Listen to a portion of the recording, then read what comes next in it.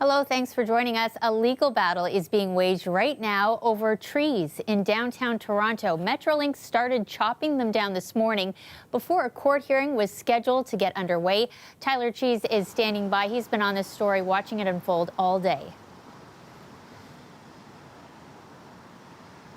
Yeah, Shannon, I was out here this morning, and as you'll see, tensions were running high.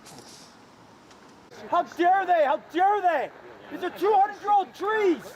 Emotions running high as protesters gather to oppose the removal of trees from the garden at Osgoode Hall.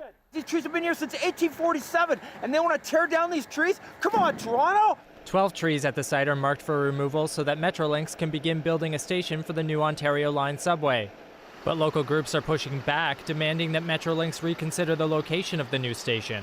What Metrolinx is doing right now is destroying our urban environment.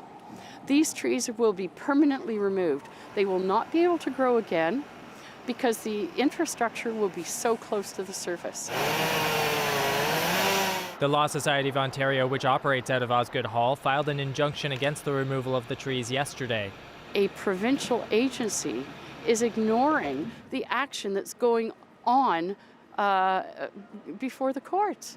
It is absolutely unnecessary. During the protest, Metrolinx announced it would stop cutting down trees pending the injunction hearing. They have committed to us that they are going to put a pause on this clear cut to allow for due process. I'm glad to see, at least at this moment, that because of a small handful of committed community activists, Metrolinx has capitulated. But Osgoode Hall wasn't the only location the crews showed up to this morning. More trees were removed at Moss Park to make way for another Ontario Line station. And it's not only the destruction of 61 mature, healthy trees, but it's also taking the good section of the park. Residents in the area say they aren't opposed to the new transit line, but they would prefer the station be built across the street where it won't cause as much damage.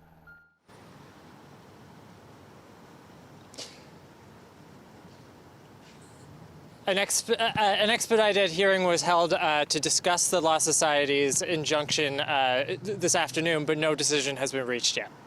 Okay, thanks, Tyler.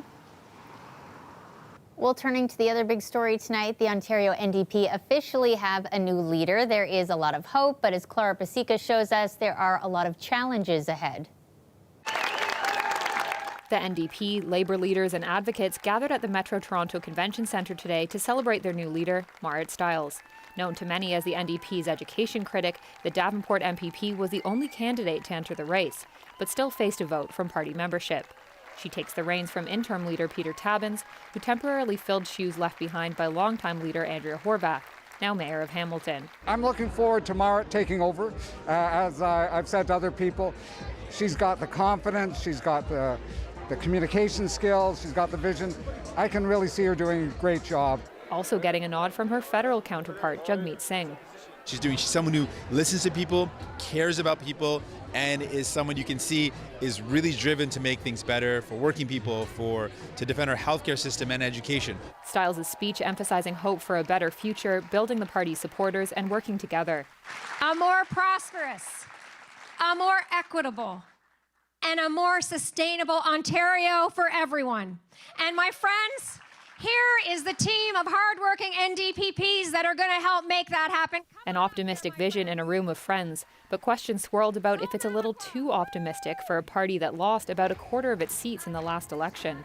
What do you say to people who say an NDP government, never mind a majority that some spoke about on this stage, isn't quite realistic for the next election? Oh, they haven't met me yet. While the NDP now have their new leader locked in, the Ontario Liberals are still without a permanent leader. That party made headlines this week when they tried to poach the Greens' top boss, Mike Schreiner. They've got a journey ahead of them, I guess. I mean, for us in the NDP, I'm very focused right now on the job we have, which is we're ready right now. We've been ready for a while now to take on this government, and we're going to keep building. We're going to build a bigger, a bolder party. As I said in my speech, that means bringing all progressives. In the legislature, the new leader will go head-to-head with Premier Doug Ford, who for now has offered a supportive message, congratulating Stiles and saying he looks forward to working with her. When the legislature resumes later this month, we'll see if that's still true. Clara Pasica, CBC News, Toronto. Meantime, warming centers remain open in Toronto amid the cold snap. The city says its emergency homelessness system has been instructed to not turn anyone away. They say warming centers will be open 24 hours a day. Last night, Toronto added 430 spaces to the shelter system.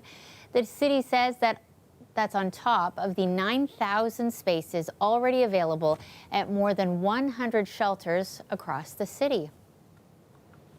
Definitely was a cold one out there today, and we saw a little snow too. That is our show for you tonight, a short one thanks to the hockey, but we're glad you stuck around with us. You can catch up on news anytime on our website, cbcnews.ca. We hope you have a really great night. Stay warm out there, and we'll see you again soon.